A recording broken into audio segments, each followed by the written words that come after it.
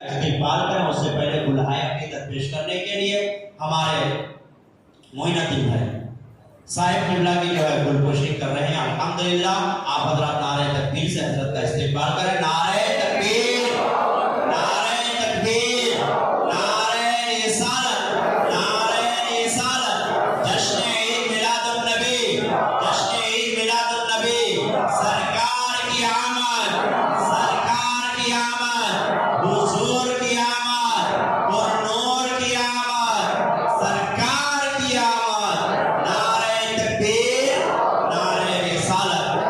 حضرت کی ذات محتاج تعارف نہیں ہے۔ الحمدللہ آپ ایک بہترین حافظ و قاری ہونے کے ساتھ ساتھ ایک بہترین عالم دین ہے اور ایک پاکمال خطیب ہے اور بہترین آسان الفاظ میں جو ہے خطاب سمجھانے کا آپ جو ہے ہنر اپنے پاس رکھتے ہیں اور ساتھ ہی ساتھ تقریر کے درمیان بیچ میں بہترین انداز میں نعت کے اشعار سے بھی آپ کے ذہن کو محظوظ فرماتے ہیں۔ تو حضرت کو میں اس شعر کے ساتھ دعوت دیتا ہوں کہ کس شعر کی آمد ہے کہ رن کاپ رہا ہے، رن ایک طرف جبکہ کوہن کاپ رہا ہے، وہابی کا بدن زیر کفن کاپ رہا ہے۔ مائک پر حضرت علامہ و مولانا حافظ و قاری سید شاہ ارشد حاجی صاحب قبلہ دامت برکات العالیہ سجادہ نشین چکری شریف۔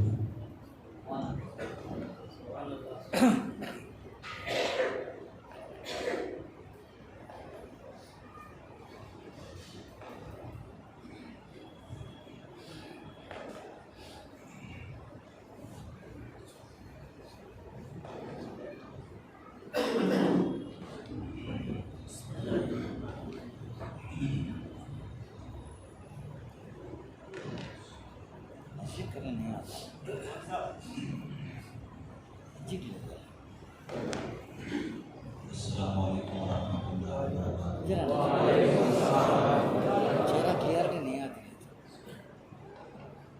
الحمدللہ رب العالمین،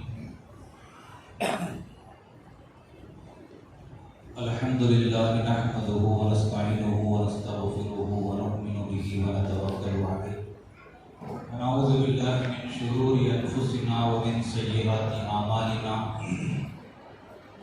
من يهده الله فلا مضل له ومن يضلله فلا هادي له، ونشهد ان لا اله الا الله وحده لا شريك له، ونشهد ان سيدنا وسندنا ومولانا محمدا عبده ورسوله، اما بعد، فقد قال الله تبارك وتعالى في القرآن المجيد والفرقان الحميد، فاعوذ بالله من الشيطان الرجيم، بسم الله الرحمن الرحيم، النبي أولى بالمؤمنين من أنفسهم، صدق الله العظيم۔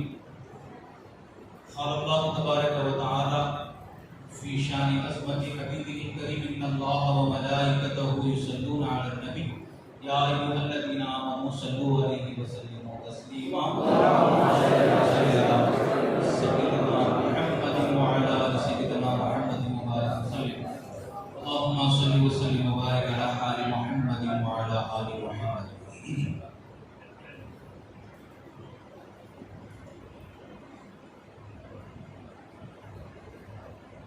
عزیزان محترم، بزرگوں، دوستوں اور میری عزت مآب خواتین، سب سے پہلے میں آپ تمام حضرات کو اس ماہ مبارک کی عید میلاد النبی کی مبارکباد پیش کرتا ہوں اور اس کے ساتھ ہی ساتھ میں اللہ کی بارگاہ میں دعا کرتا ہوں کہ اللہ تعالیٰ ہم سب کو اس ماہ مبارک کی برکتوں سے سرفراز فرمائے۔ حاضرین محترم، بارگاہ رسالت دوار رسالت میں ایک مرتبہ بلند آواز سے محبت کے ساتھ درود شریف پڑھ لیں۔ اللہم صلی علی محمد وعلی آل سیدنا محمد صلی اللہ تعالی علیہ وسلم۔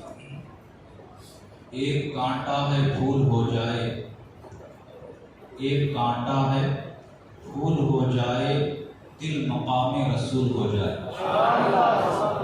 ایک کانٹا ہے پھول ہو جائے، دل مقام رسول ہو جائے، چھیڑ دو ذکر سید عالم، چھیڑ دو ذکر سید عالم، رحمتوں کا نزول ہو جائے، چھیڑ دو ذکر سید عالم، رحمتوں کا نزول ہو جائے۔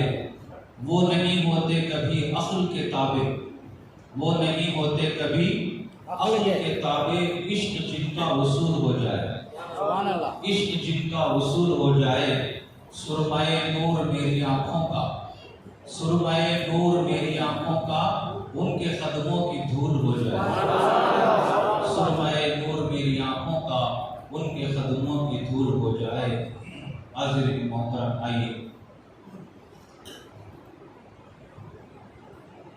میلاد النبی کی اس مبارک مجلس میں کچھ باتیں آپ کے گوش و گزار کر کے میں اپنی بات کو آگے لے چلوں۔ حاضرین محترم، جو ٹاپک مجھے دیا گیا تھا، میں اس ٹاپک پر آج گفتگو نہیں کروں گا، کیونکہ دوسری کچھ مصروفیات کی وجہ سے میں اس پر کچھ تیاری نہیں کر سکا۔ میں آپ لوگوں سے معذرت خواہ ہوں، لیکن آج جس موضوع پر میں بولنے کے لیے کھڑا ہوا ہوں وہ موضوع ہے محبت رسول اور اس کے تقاضے۔ اصل جو چیز ہوتی ہے وہ محبت ہوتی ہے۔ تو آج انشاءاللہ مختصراً محبت رسول اور اس کے تقاضے اس موضوع پر میں کچھ باتیں آپ کے گوش گزار کرنے کی کوشش کروں گا۔ حاضرین محترم، محبت کے تعلق سے ایک حدیث میں سنانا چاہوں گا۔ اللہ کے رسول صلی اللہ علیہ وسلم فرماتے ہیں کہ لا یؤمن احدکم احب الیہ من والدہ وولدہ والناس اجمعین۔ کیا فرماتے ہیں حضور؟ ہمارے اور آپ کے پیارے آقا کیا فرماتے ہیں؟ لا یؤمن احدکم، تم میں سے کوئی بھی مومن نہیں ہو سکتا، احب الیہ، جب تک کہ اس کے نزدیک میں محبوب تر نہ ہو جاؤں، جب تک کہ اس کے نزدیک میں محبوب تر نہ ہو جاؤں۔ کس سے محبوب تر نہ ہو جاؤں؟ من والدہ، اس کے باپ سے زیادہ، من ولدہ، اس کی اولاد سے زیادہ، والناس اجمعین، اور دنیا کے سارے لوگوں سے زیادہ، جب تک میں اس کے نزدیک محبوب تر نہ ہو جاؤں وہ مومن ہو ہی نہیں سکتا۔ تو حاضرین محترم، اس حدیث کا مطلب کیا ہے کہ ہمارے دل میں اپنے والد کی محبت بھی ہوتی ہے، اپنے اولاد کی محبت بھی ہوتی ہے، اپنی ماں کی محبت بھی ہوتی ہے، اور دوست و احباب کی، رشتہ داروں کی محبت بھی ہوتی ہے، مگر حدیث کا مفہوم یہ ہے کہ ان کی محبت تو دل میں رکھ، مگر ان سے زیادہ محبت تو اللہ رسول سے کر۔ دوسروں کی محبت سے منع نہیں کیا جا رہا ہے، محبت ہی جو ہے رشتے کو چلانے والی ہے۔ اگر اولاد کی محبت باپ کے دل میں نہ ہو تو باپ اولاد کی پرورش نہیں کر سکتا۔ محبت سے منع نہیں کیا جا رہا ہے، بلکہ حدیث کا مفہوم یہ بتاتا ہے کہ محبت سب کی رکھ اپنے دل میں، مگر ان کی محبت اللہ رسول کی محبت سے بڑھنے نہ پائے، آگے بڑھنے نہ پائے۔ سب سے زیادہ ترجیح، سب سے زیادہ پریفرنس اگر محبت کے معاملے میں ہو تو ہمارے دل میں سب کی محبت ہو، مگر سب سے زیادہ محبت اللہ رسول کی ہو۔ تو حاضرین محترم، آج خدا یہ مجلس میں جو آپ بیٹھے ہیں، خدا کی قسم اس مجلس کا ایک ایک لمحہ बड़ा कीमती लम्हा है। यहाँ पर जितने भी हजरात बैठे हुए, जितने लोग बैठे हुए, ये सारे ऐसे ही नहीं आए, बल्कि इनको आने की अल्लाह ने तौफीक अता फरमाई। इंसान जब अल्लाह की बारगाह में हाथ उठाता है दुआ मांगने के लिए, तो दुआ मांगने के लिए भी अल्लाह की तौफीक होना, वरना कई लोग ऐसे फर्ज पढ़ के निकल जाते, दुआ मांगने की तौफीक नहीं होती, हाथ उठाने की तौफीक नहीं होती। तो हाथ उठाना भी अल्लाह की तौफीक से है, आपका यहाँ पर जमा होना भी अल्लाह की तौफीक से है। तो हाज़िर मोहतरम, मैं अर्ज कर रहा था कि एक एक लम्हा, एक एक सेकंड आपका यहाँ पर कीमती है, अनमोल है, और आपका यहाँ पर गुजारा हुआ वक्त इंशाअल्लाह मरने के बाद मैदान हश्र में काम आने वाला है। वहां पर कोई दौलत काम नहीं आएगी, वहां पर कोई माल काम नहीं आएगा, वहां पर कोई बैंक बैलेंस काम नहीं आएगा, वहां पर कोई बिल्डिंगें, दुनिया की मालो मता वहां पर काम नहीं आएगा। यहाँ पर सब कुछ छोड़कर जाना है। वहां पर अगर कुछ काम आएगा, ऐसी मजलिसों में बैठना काम आएगा। क्यों? एक हदीस शरीफ में आपको सुनाता हूं।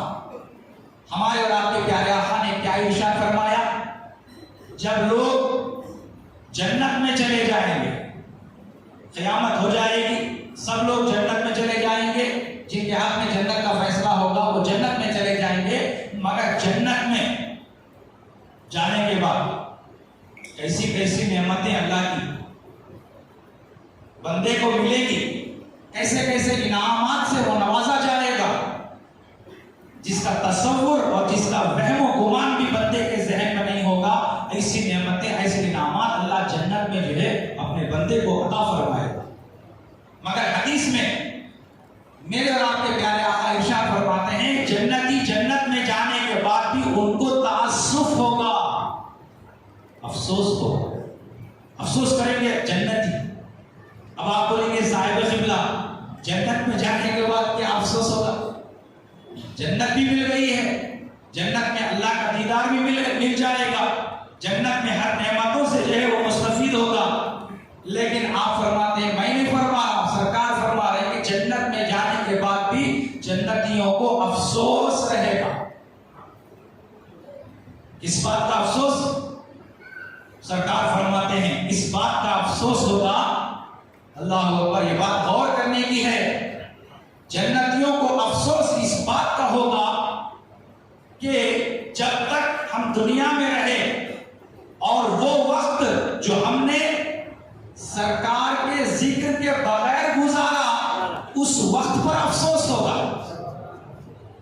कि काश जो वक्त हमारा ऐसे गुजर गया, जिक्र रसूल को ना हम कर सके, जिक्र रसूल ना हम सुन सके। इस बात पर अफसोस होगा वहां पर जाने के बाद कि अगर जो वक्त जिक्र खुदा और जिक्र रसूल से हमने बेकार में गुजार दिया, बगैर जिक्र खुदा के गुजार दिया, बगैर जिक्र रसूल के गुजार दिया, अगर दुनिया में रहकर जिक्र खुदा में वक्त गुजारते, जिक्र रसूल में वक्त गुजारते, यहाँ जन्नत में आने के बाद और दर्जा हमारा बड़ा होता। वहां भी दर्जे हैं ना, जन्नत के 100 दर्जे हैं, और इंसान के अमाल के मुताबिक उसे दर्जा दिया जाएगा।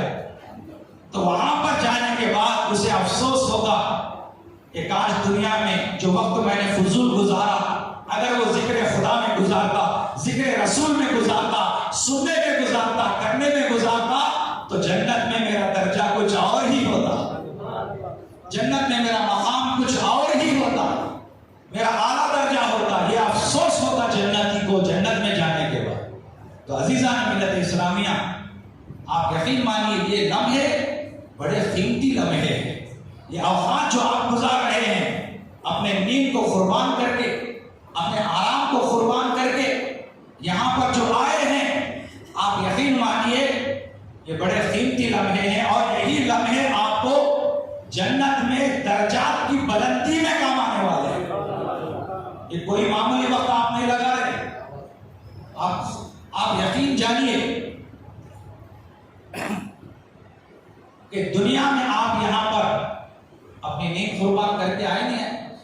نیند آ رہی، میرے کو بھی نیند آ رہی، مگر میں بیان کرنے کے لیے آیا. آپ جو ہے کچھ باتیں عظمت رسول کی سننے کے لیے آئے. یقیناً ہم نے اپنی نیند کو قربان کیا ہے، اپنے وقت کو قربان کیا ہے. جنت کا درجہ ایسے ہی نہیں ملتا، کچھ قربان کرنے سے ملتا ہے. نیند کو قربان کرنے سے ہم کو جنت کا درجہ ملے گا. اپنے وقت کو قربان کرنے سے ہم کو کوئی جو ہے مرتبہ ملے گا. اسلام یہ کہتا ہے کوئی بھی مرتبہ ایسے ہی نہیں ملتا جب تک کہ انسان کچھ قربان نہ کرے. حضرت ابراہیم خلیل اللہ، خلیل اللہ کا مطلب کیا ہے؟ اللہ کا، بولیے، اللہ کا دوست. یہ کون بولے؟ ابراہیم علیہ السلام بولے؟ نہیں، میں اللہ کا دوست ہوں، یہ حضرت ابراہیم بولے؟ نہیں، اللہ نے کہا ابراہیم میرا دوست ہے. بندے کا یہ کہنا کہ میں اس کا بندہ ہوں، میں اس کا بندہ ہوں، یہ کمال کی بات نہیں، یہ خوبی کی بات نہیں. خوبی اور کمال یہ ہے کہ اللہ کہے یہ میرا بندہ ہے، یہ میرا دوست ہے. تو عزیزان ملت اسلامیہ، حضرت ابراہیم کو خلیل اللہ کا جو لقب ملا، یہ میرا دوست ہے، یہ میرا ساتھی ہے. کیسے ملا؟ ایسے ہی نہیں ملا، بیٹے اسماعیل ذبیح اللہ کو قربان کرنے سے ملا. جب اللہ کا حکم ہو گیا بیٹے کو ذبح کرو، آج ہم بکرے کو ذبح کرتے ہیں، بیٹے کو ذبح نہیں کرتے. آپ اندازہ لگائیے ایک بیٹا اپنے باپ کے لیے کتنی محبت کی چیز ہے. بیٹے سے باپ کو کتنی محبت ہوتی ہے. بکرے کو ہم 3 دن پالتے ہیں، اس سے محبت ہو جاتی ہے. جب چھری چلانے کا وقت ہوتا ہے تو دل گوارا نہیں کرتا. اسے چارہ ڈالتے ہیں، اسے پانی رکھتے ہیں، دل گوارا نہیں کرتا. مگر اللہ اکبر، حضرت ابراہیم خلیل اللہ کی محبت پر قربان چاہیے کہ ان کے دل میں اللہ نے کیسی محبت رکھی تھی، ان کے دل میں اللہ کی کیسی محبت تھی، وہ اللہ کو کیسے چاہتے تھے. اللہ نے حکم دے دیا بیٹے کو ذبح کر، بکرے کو نہیں. آپ اپنے بیٹے کو ذبح کرنے کے لیے تیار ہو گئے. معمولی بات نہیں ہے بیٹے کو ذبح کرنا. آپ ذبح کرنے، آپ نے ذبح کر دیا تھا. قد صدقت الرؤیا، جو خواب میں آپ کو ذبح کرتے ہوئے بتایا گیا، اے ابراہیم تم نے تو خواب کو سچ کر بتایا، سچا کر بتایا اور بیٹے کو ذبح کر دیا. یہ اور بات ہے، جنت سے مینڈا لا کر جو ہے وہاں پر آپ کے بیٹے کو ہٹا دیا گیا اور مینڈے کو رکھا گیا اور آپ کے ہاتھ سے مینڈا ذبح ہو گیا. ورنہ تو آپ نے بیٹے کو ذبح کر ہی دیا تھا. تو اس جذبے کی وجہ سے، اس قربانی کی وجہ سے اللہ نے آپ کو خلیل اللہ کا لقب عطا فرمایا کہ یہ میرا دوست ہے. آپ یقین مانیے، یہ حکم اللہ نے ابراہیم علیہ السلام کو دیا، بیٹے کو ذبح کرو. ہم کو کیا حکم ہے؟ بکرا ذبح کرو. ہم بیٹے کو ذبح کر رہے ہیں. اگر اللہ کا حکم آ جاتا کہ بیٹے کو ہی ذبح کرنا ہے، کرنا پڑتا تھا نہیں؟ ابراہیم علیہ السلام کی طرح کرنا پڑتا تھا. کوئی کسی کے اگر 5 بیٹے ہیں، اس سال یہ بیٹا، اگلے سال دوسرا بیٹا، اس کے بعد تیسرا بیٹا، اس طرح بیٹوں کو ذبح کرنا پڑتا تھا. اگر اللہ کا حکم آ جاتا، مگر قربان جاؤ، اللہ نے ہمیں بیٹا ذبح کرنے کے لیے نہیں حکم دیا بلکہ جانور ذبح کرنے کا حکم دیا. تو عزیزان ملت اسلامیہ، ان لمحات کو آپ قیمتی جانیں. یہ بڑے قیمتی لمحات ہیں. انشاءاللہ اس کے ذریعے سے جو ہے ہم کو آخرت میں جو ہے کامیابی حاصل ہوگی. تو عزیزان ملت اسلامیہ، آئیے محبت رسول کے تعلق سے ایک واقعہ آپ کے گوش گزار کرتا ہوں کہ صحابہ کرام کے دلوں میں حضور کی کیسی محبت تھی. ہمیں اس کا اندازہ کرنا چاہیے.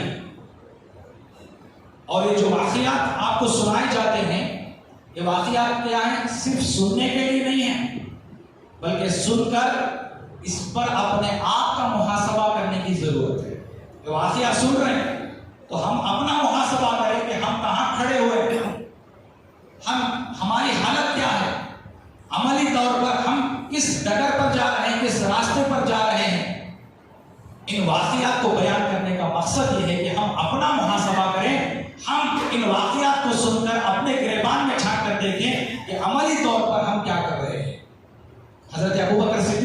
اللہ تعالیٰ عنہ کا واقعہ ہے.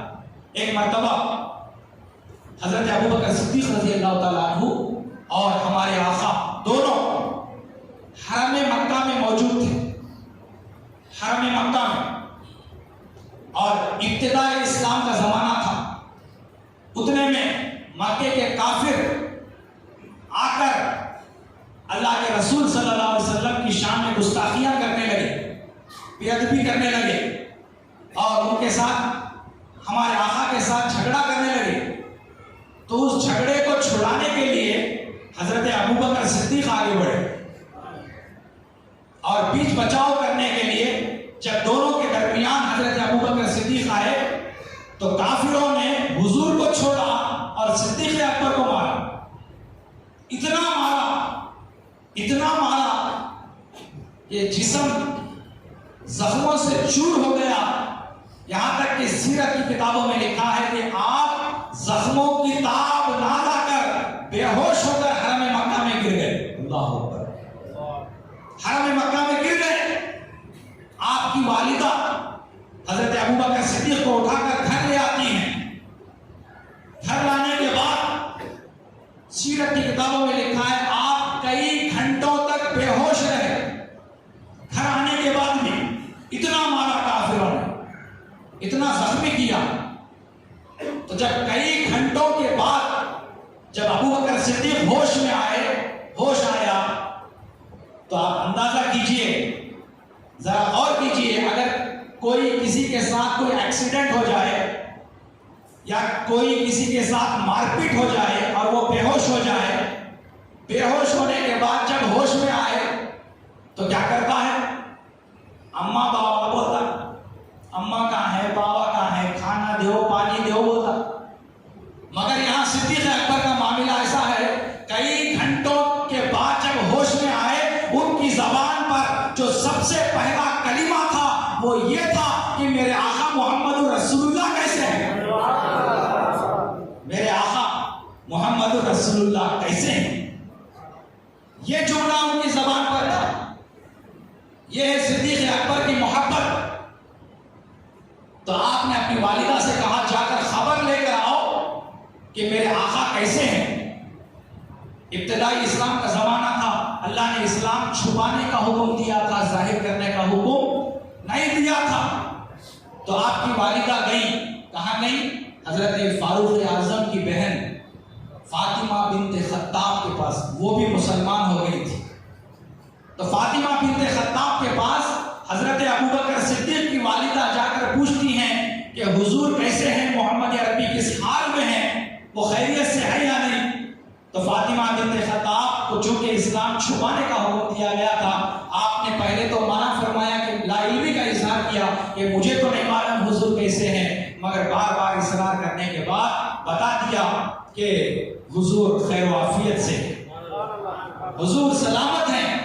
یہ بات حضرت ابوبکر صدیق کی والدہ آ کر حضرت ابوبکر صدیق کو سناتی ہیں کہ تمہارے پیغمبر، تمہارے محبوب پیغمبر، تمہارے رسول، تمہارے محبوب صحیح سلامت ہیں، بخیر و عافیت ہیں. اللہ اکبر. اے مسلمانوں ذرا غور تو کرو، حضرت ابوبکر صدیق کا جذبہ عشق کیسا ہے، ان کا جذبہ محبت کیسا ہے. آپ نے فرمایا اپنی والدہ سے کہ اے میرے والدہ، آپ نے خبر تو نہ کر دی، مجھے انفارم تو کیا، مگر میرا دل اب بھی بے چین ہے، میرا دل اب بھی بے چین ہے. میں صرف سن کر بھروسہ نہیں کر سکتا جب تک کہ میں خود اپنی آنکھوں سے نہ دیکھ لوں. اللہ اکبر. اسی زخموں کی حالت میں اٹھتے ہیں، زخموں کا کوئی علاج نہیں کیا، زخموں کی حالت میں اٹھتے ہیں، اور رات میں جب آدھی رات گزر جاتی ہے تب اٹھ کر جو ہے اپنی ماں کے ساتھ آپ جو ہے حضور کے پاس تشریف لے جاتے ہیں. رات میں اس لیے گئے تاکہ کفار کو معلوم نہ ہو. کفار اس زمانے میں اتنے سخت تھے، کوئی محمد عربی کی طرف جا رہا ہے یا ان کے گھر کی طرف جا رہا ہے تو اسے مارتے پیٹتے، اس پر سب جو ہے ظلم و ستم کرتے. آپ نے دن کے بجائے رات میں جانا گوارا فرمایا، اور رات میں جو اپنی والدہ کے ساتھ اسی زخموں کی حالت میں جب حضور گئے تو حضور کہاں تھے؟ مکے کی آبادی سے دور دار ارقم ایک صحابی کا گھر تھا. اس صحابی کے گھر میں اللہ کے رسول جلوہ فروز تھے. آپ جو ہے اسی زخموں کی حالت محبوب کے پاس تشریف لے گئے، سرکار کے پاس تشریف لے گئے. جیسے ہی دار ارقم میں آپ داخل ہوئے، حضور نے جب ابو بکر صدیق کو دیکھا، آپ بیٹھے ہوئے تھے، اٹھ کر کھڑے ہو گئے، اور صدیق اکبر کو اپنے سینے سے لگایا. جب صدیق اکبر نے اپنے آنکھوں سے دیکھا کہ حضور سلامت ہیں، اپنے آنکھوں سے دیکھا حضور بخیر و عافیت ہیں، آپ کو دیکھ کر خوشی سے رونے لگے اور آپ رونے لگے. آپ کے رونے کو دیکھ کر اللہ کے رسول بھی رونے لگے. اللہ اکبر. یہ ہوتی ہے محبت کہ جب تک کانوں سے سنا بھروسہ نہیں کیا، مگر جب آپ نے آنکھوں سے دیکھا کہ سرکار سلامت ہیں، سرکار بخیر و عافیت سے ہیں، تب حضرت ابوبکر صدیق کو چین آیا، سکون ملا اور آپ کے دل کو قرار آیا. عزیزان ملت اسلامیہ، یہ ہوتی ہے محبت یہ ہوتی ہے. محبت کرنے والا یہ چاہتا ہے، کہ جس سے وہ محبت کر رہا ہے وہ محبت کرنے والے کی آنکھوں سے کبھی دور نہ ہو. محبت کرنے والا یہ چاہتا ہے. تو صدیق اکبر یہی چاہتے تھے کہ آقا سرکار مدینہ صلی اللہ علیہ وسلم ان کی آنکھوں سے کبھی دور نہ ہو، اور آپ یہ چاہتے تھے کہ آپ کو کوئی دوسرا تکلیف نہ دے. یہ محبت کی علامت ہے کہ ہم جس سے محبت کرتے ہیں ہم چاہتے ہیں کہ اسے کوئی دوسرا تکلیف نہ دے. ہم جس سے محبت کرتے ہیں ہم چاہتے ہیں کہ ہمیشہ ہماری نظروں کے سامنے رہے، وہ ہماری نظروں سے اوجھل نہ ہو. یہ محبت کی نشانی ہے. تو حضرت ابوبکر صدیق رضی اللہ تعالیٰ، آج یہ واقعہ بول رہا ہوں تو میرے مامو جان سید قادر بادشاہ قادری صاحب مجھے یاد آ رہے ہیں کہ مکہ مسجد میں آپ نے حضرت ابوبکر صدیق کے بارے میں جب بیان کرنا شروع کیا تو اس وقت آپ کی جو ہے روح قفس رسولی سے پرواز کر گئی، اور آپ کے زبان پر یہ الفاظ تھے کہ لوگ سرکار کی محبت میں کیسی کیسی گستاخیاں کرتے ہیں. یہ وہابیوں کی طرف اشارہ تھا کہ سرکار کی محبت میں ان کے شان میں کیسی جو ہے گستاخیاں کرتے ہیں. آؤ تم کو میں محبت رسول سکھاتا ہوں ابوبکر صدیق کے سنت سے. جب یہ لفظ کہا میرے مامو جان نے ابوبکر صدیق، تو اس وقت جو ہے اسی نام پر آپ کی روح قبض ہو گئی. اللہ اکبر. کیسا مقام دیا اللہ نے. حضرت قادر بادشاہ قادری صاحب کو کیسا مرتبہ دیا. ربیع الاول کا مہینہ تھا، میلاد النبی کا مہینہ تھا، جمعہ کا دن تھا، مسجد کا مقام تھا، زبان پر ابوبکر صدیق کا نام تھا.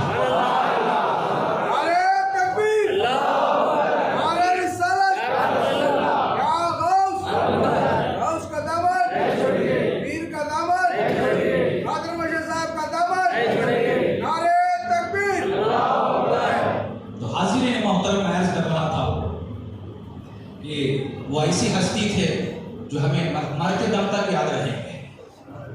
اللہ تعالیٰ ان کی قبر کو نور سے بھر دے. ہم ان کے حق میں دعا نہیں کریں گے بلکہ ان کی دعائیں ہم لیں گے. وہ ایسی ہستی تھی. اللہ تعالیٰ ان کے اولاد بھی جو ہے سامنے ہیں.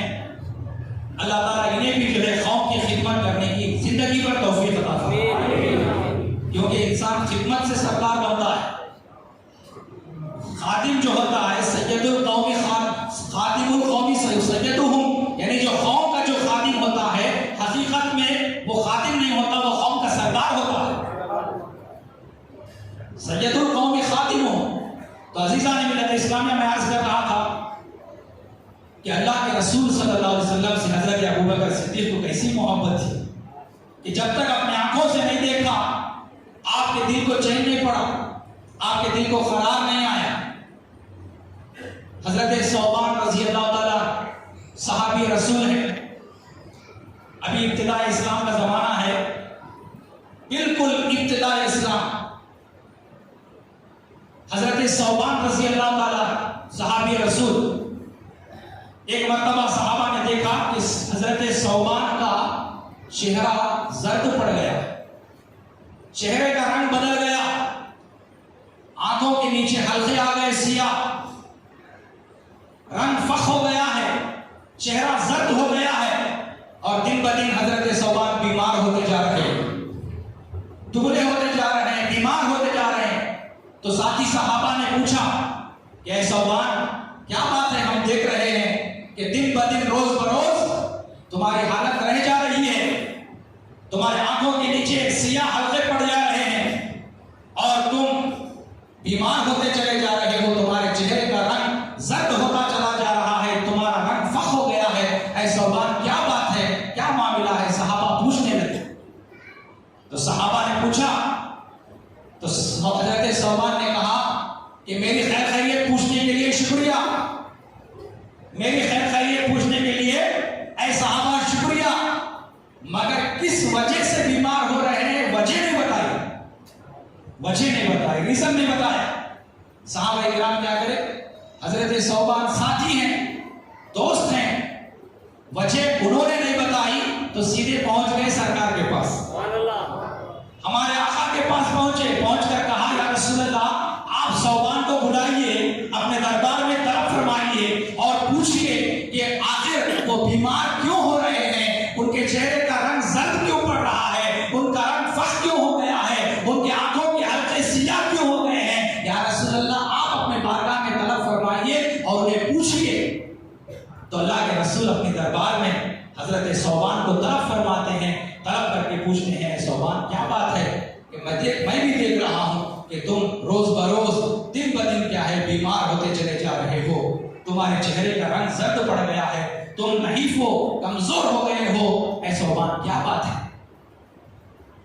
تو اب پہلے سوال کون کرے؟ صحابہ پوچھے، تو صحابہ پوچھے تو جواب نہیں دیے، مگر جب سرکار نے سوال کیا تو جواب نہیں دینے کا تو سوال ہی نہیں۔ سوال کون کر رہا ہے وہ دیکھا جائے گا کہ سوال صحابہ نے جب کیا تو دوست ہے، ساتھی ہے، بہلا گئے، پھسلا گئے، جواب نہیں بتایا، مگر سوال اب سرکار کر رہے ہیں، دو جہاں کے آقا کر رہے ہیں، سید دو عالم کر رہے ہیں، شب اسرا کے دولہا کر رہے ہیں، عظمت و شان والے جلیل القدر پیغمبر سوال کر رہے ہیں، اب تو جواب دینا ہی دینا ہے۔ تو آپ نے کہا یا رسول اللہ ایک فکر مجھے کھائی جا رہی ہے، ایک فکر مجھے کھائی جا رہی ہے۔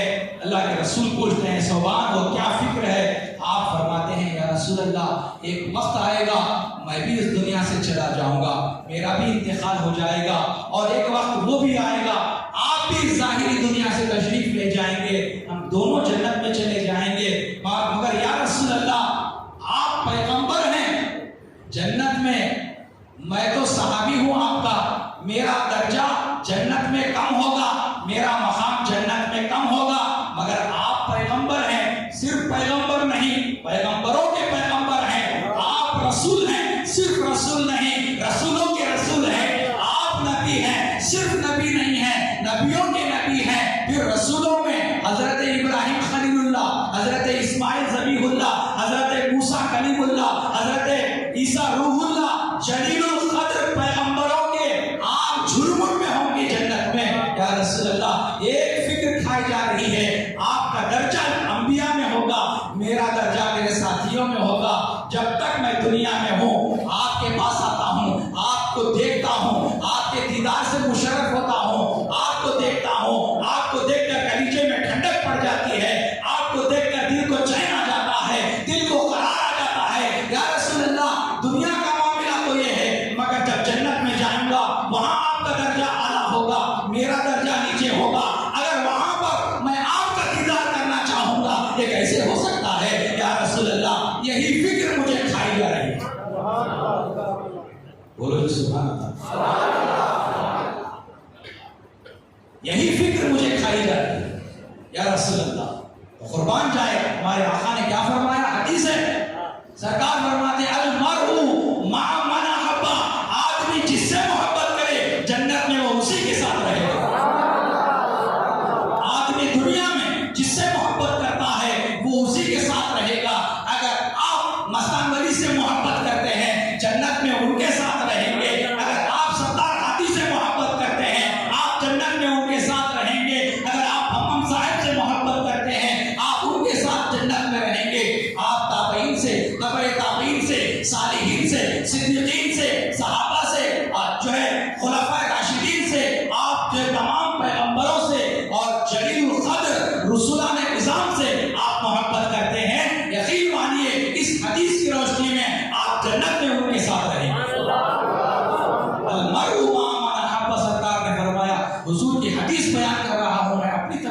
कोई बात नहीं बोल रहा। तो अल्लाह के रसूल ने हजरत सौबान से क्या कहा, ऐ सौबान गम ना खा, ऐ सौबान फिक्र ना कर, तू जिससे मोहब्बत करता है जन्नत में उसी के साथ रहेगा। सहाबाए किराम ने ये सुनकर नारा लगाया। सरकार ने जो खुशखबरी दी कि आदमी उससे उसके साथ रहेगा जिससे वो मोहब्बत करता है, जब सरकार ने ये खुशखबरी सुनाई सहाबा ने नारा लगाया, क्योंकि आप फरमाते हैं, सहाबा फरमाते हैं, ईमान लाने के बाद सबसे पहले जो खुशखबरी हमको मिली है वो यही खुशखबरी थी कि इंसान उसी के साथ जन्नत में रहेगा जिससे वो मोहब्बत करता है। तो ये खुशखबरी अल्लाह के रसूल ने दी, और ईमान लाने के बाद सबसे पहली खुशखबरी, बाकी की खुशखबरियां तो अल्लाह के रसूल ने बाद में अता फरमाई, सबसे पहली खुशखबरी यही थी कि इंसान जिससे मोहब्बत करे जन्नत में वो उसी के साथ रहेगा। अज़ीज़ान मिल्लत इस्लामिया, यकीनन हम अल्लाह के रसूल से मोहब्बत करते हैं, वरना ला युमिनु के तहत हम मोमिन हो ही नहीं सकते। यह और बात है, किसी के दिल में मोहब्बत कम है, किसी के दिल में मोहब्बत ज्यादा है, कम ज्यादा हो सकती है, मगर किसी के दिल में मोहब्बत रसूल ना हो, ये हो ही नहीं सकता, ये हो ही नहीं सकता। कम ज्यादा हो सकती है मगर बिल्कुल भी ना हो, ये हो नहीं सकता, क्योंकि किसी के दिल में मोहब्बत ना हो रसूल की, वो मोमिन हो ही नहीं सकता। तो अज़ीज़ान मिल्लत इस्लामिया, अरे मर्द तो मर्द, आप मोहब्बत रसूल को औरतों में भी देखेंगे। सुभान अल्लाह। औरतें उस जमाने में सहाबियात, सहाबा के दिलों में भी हुजूर की मोहब्बत और सहाबियात के दिलों में भी हुजूर की मोहब्बत थी, ऐसी मोहब्बत थी। आप देखिए जंग उहद का मामला है, जंग उहद इस्लाम की दूसरी जंग, पहली जंग में तो मुसलमान जीत गए, मगर जब दूसरी जंग हुई, कुफ्फार मक्का अपने दिलों में बहुत दुश्मनी रखते थे और बहुत बड़ी तादाद में जंग करने के लिए आए, और जो जंग बदर हुई उसका बदला, उसका इंतकाम लेने के लिए जंग उहद में आए थे कि किसी न किसी हालत में इनका बड़ा नुकसान करेंगे, ये तय करके आए थे। तो जंग उहद जब शुरू हुई, अल्लाह अकबर, पहले स्टार्टिंग में मुसलमान गालिब आ गए काफिरों पर, मगर एक गलती की वजह से मुसलमानों की कुफ्फार पलट कर जब हमला करे, ऐसा सख्त हमला था कि सहाबा मैदान जंग छोड़कर जाने लगे, मैदान जंग छोड़कर जाने लगे कुफ्फार के हमले से। होता है ऐसा, इंसान कभी कभी हिम्मत कम हो जाती है, हिम्मत हार जाता है, इंसान है, बशरी तकाज़ा है। तो सहाबाए किराम मैदान जंग छोड़कर जाने लगे, तो ऐसे नाजुक हालात में हजरत बीबी उम्मे अम्मारा रज़ी अल्लाह ताला सहाबिया, वो जंग उहद में मौजूद, औरतें जंग में शामिल नहीं होती थी, अगर शामिल भी होती तो उस जमाने में क्या करते थे, जख्मियों की मरहम पट्टी करने के लिए और जख्मियों को पानी पिलाने के लिए औरतों को ले जाते थे। तो हजरत बीबी उम्मे अम्मारा जख्मियों की पट्टी फरमाती थी और जिनको प्यास लगती थी उनको पानी पिलाने के काम पर आप मामूर थी। तो मुसलमान भागने लगे, ऐसे नाजुक वक्त में एक काफिर तलवार लेकर हुजूर के ऊपर हमला करने के लिए आया, हमलावर हुआ। तो जैसे ही वो हमलावर हुआ, हजरत बीबी उम्मे अम्मारा ने क्या किया, फौरन तलाश किया, करीब में एक तलवार पड़ी हुई थी, उठाकर उस काफिर को मारा। औरत है, सहाबिया है, दिल में मोहब्बत रसूल है तो ये होगा, वरना नहीं होगा। तो आपने जब देखा बीबी उम्मे अम्मारा ने कि हुजूर पर एक काफिर हमला कर रहा है, आपने करीब में एक हथियार तलाश किया, एक तलवार को तलाश करके उस पर हमला किया, और जो है जैसे ही हमला किया वो खड़ा हुआ था, बैठ गया। तो बैठ गया तो हुजूर उम्मे अम्मारा की इस मोहब्बत को देखकर, इस जानिसारी को देखकर, इस फिदाकारी को देखकर हुजूर मुस्कुराने लगे। हुजूर के चेहरे पर तबस्सुम आया। आपने कहा, ऐ उम्मे अम्मारा, ये काफिर जो मुझ पर हमला करने के लिए आया था, ये वही काफिर है जिसने तेरे बच्चों को भी जख्मी किया। तो जैसे जैसे ही उम्मे अम्मारा ने ये बात सुनी, दोबारा वो तलवार लेकर जो है उस पर हमला करी। ऐसा हमला किया कि वो अपने पीछे के हिस्से से घसीटता हुआ दूर तक गया और वहां से भाग कर निकल गया। अल्लाहू अकबर। हजरत उम्मे अम्मारा सहाबिया हैं, कैसी मोहब्बत है उनके दिल में हुजूर की कि उन पर कोई हमला कर रहा है तो अपने जान को भी जो है उन्होंने परवाह नहीं की और हुजूर की जो है ढाल बन गई। सहाबिया हैं, औरत हैं। तो अजीजान मिल्लत इस्लामिया, बात यही खत्म नहीं हुई। जब जंग उहद खत्म हो गई तो अल्लाह के रसूल सल्लल्लाहु अलैहि वसल्लम ने हजरत बीबी उम्मे अम्मारा को बुलाकर कहा, जंग में ऐ उम्मे अम्मारा, तूने जो मेरी खिदमत की है, तूने जो जानिसानी बताई है, मेरे लिए तो ढाल बन गई है। ऐ उम्मे अम्मारा, तो आज मान क्या मांगती है? अल्लाह के रसूल पूछते हैं, तो आज जो मांगेगी मैं वादा करूंगा, आज जो मांगेगी वादा करूंगा। हजरत बीबी उम्मे अम्मारा रज़ियल्लाहु ताला अन्हा क्या पूछती हैं?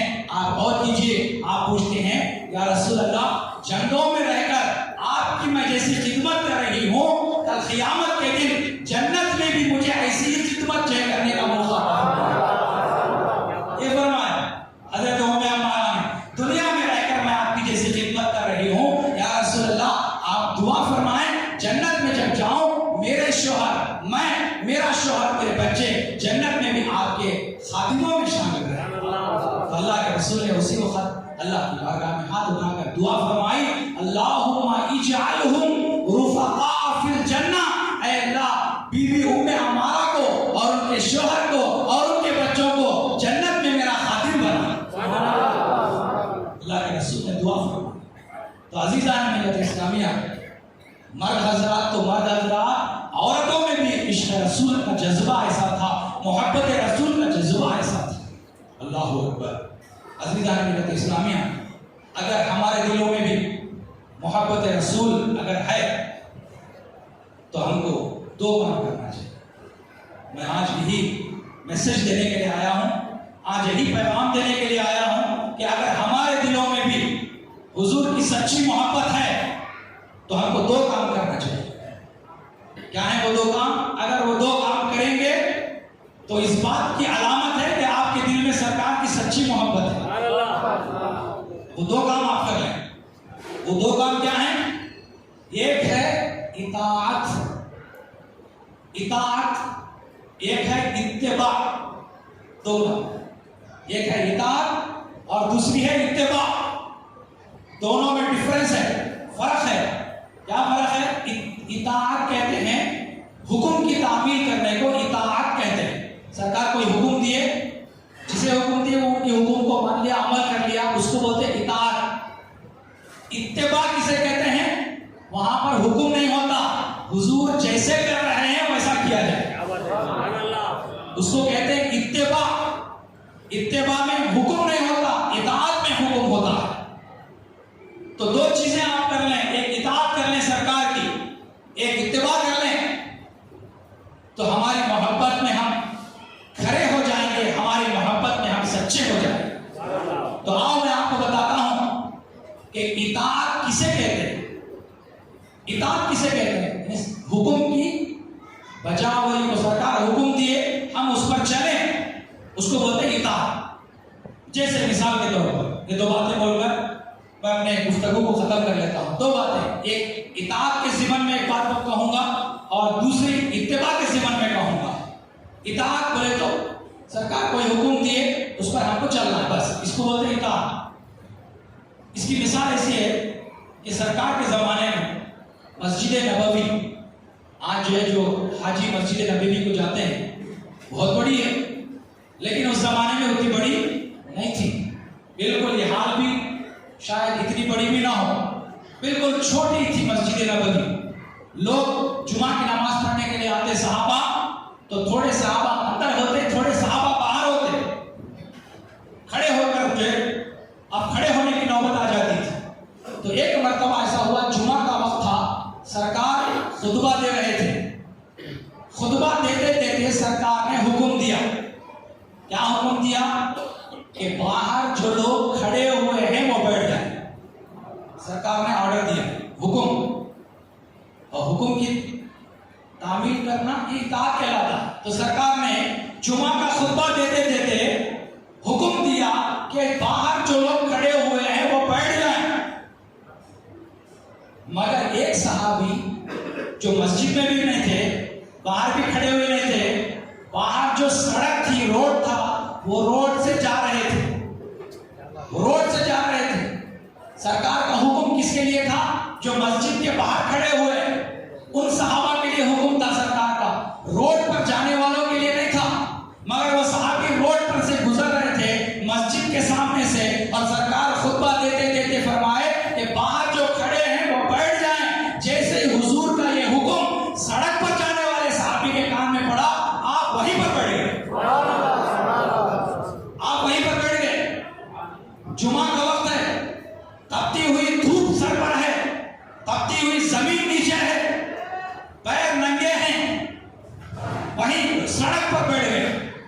तो जब जुमा का वक्त हो गया तो लोग समझे कि जब तपती हुई धूप में बैठ गए शायद इनको चक्कर आ गया।